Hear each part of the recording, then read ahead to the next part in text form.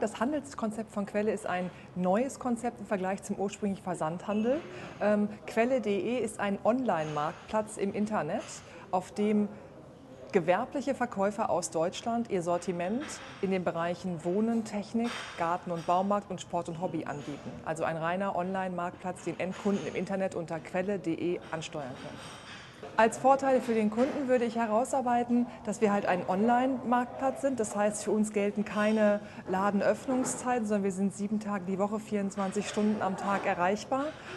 Er hat, weil wir auch online sind, eine beinahe unbegrenzte Auswahl in den Sortimenten, was die Produktanzahl und Vielfalt angeht. Also er kann sich Sofas in allen Farben angucken, in allen Größen angucken, Stoffvarianten, was im Vergleich zum stationären Handel jetzt wiederum aufgrund in der Regel der beschränkten Flächen nicht möglich ist. Also von daher ist es ein typischer Online-Auftritt, der die typischen klassischen Online-Vorteile halt auch mitbringt für den Endkunden. Quelle.de ist insofern ein spannendes Konzept für einen Händler, der seine Ware verkaufen möchte.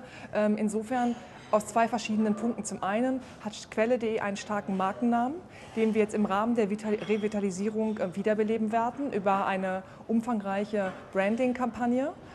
Aufgrund der bestehenden Bekanntheit des Markennamens immer noch ist für uns der Investor wesentlich geringer als für einen Händler, der vielleicht ein Online-Händler ist mit einem No-Name-Kanal.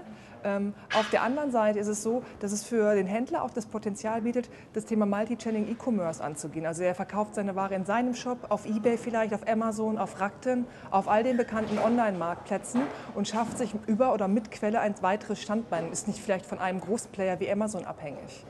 Das sind so die Vorteile.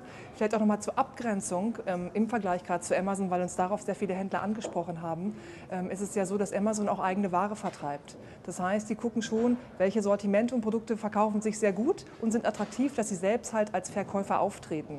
Das machen wir halt nicht. Also wir sind wirklich ein reiner Mittler zwischen Endkunde und dem Händler und lesen diese Daten, natürlich lesen wir sie aus, um das Sortiment zu optimieren und nachzusteuern, aber wir lesen es nicht aus, um im Wettbewerb mit unseren Händlern zu treten.